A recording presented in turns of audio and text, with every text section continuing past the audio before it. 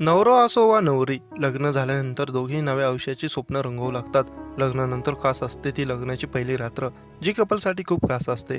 पण लग्नाची अशीच पहिली रात्र एका नवरदेवासाठी मात्र भयानक ठरली. लग्नाच्या पहिल्याच रात्री नवरीने नवरदेवासोबत नको ते केलं, ज्यामुळे नवरदेव पुरता उद्ध्वस्त झाला आहे.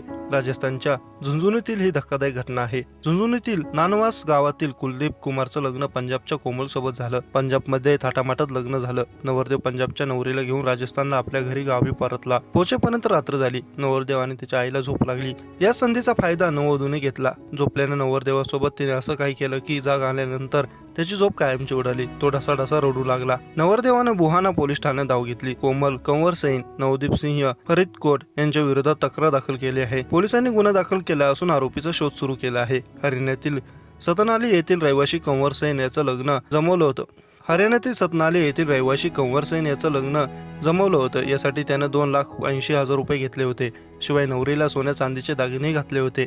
पण लग्नानंतर नवरी सोन्या चांदीचे दागिने आणि रोख रक्कम घेऊन तिने पळ काढला. आजूबाजूला शोधूनही तिचा काही पत्ता लागला नाही. लग्नाच्या नावाखाली 2,80,000 रुपये आणि सोन्या चांदीच्या दागिन्यांची फसवणूक केल्याचा आरोप करण्यात आला आहे. नानावासानंतर निंबा गावातही लग्नाच्या अवघ्या 2 दिवसानंतरच नवरीने भावासह घरातून दागिने आणि पैसे घेऊन पळ काढला. पोलिसांकडून मिळालेल्या माहितीनुसार निंबास येथील शेरसिंग राजपूत यांनी इस्तगासामार्फत गुन्हा दाखल केला आहे. रिपोर्टनुसार त्याचे लग्न निमराना येथील सुनीता सोबत झालं होतं. निंबास येथील नरेंद्र उर्फ बिल्लू, अलवर येथील रवी, निमराना येथील बिमला आणि धनराज यांनी लग्नाच्या नावाखाली 2 लाख रुपये घेतले होते.